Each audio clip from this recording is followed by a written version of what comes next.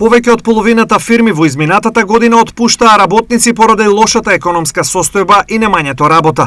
Во источниот регион, работните столчиња со домашните ги заменија над 2000 вработени од сите стопански сектори, што не се случило од периодот на големите отпуштања во 90-тите. Економското фијаско кое им се случува на многу фирми и понатаму е загрижувачко, а очекуваното рехабилитирање на економијата оди бавно. Показатели за ова има многу, но најавтентично е следното. Имено, во половина општини од регионот огласи за нови вработувања нема.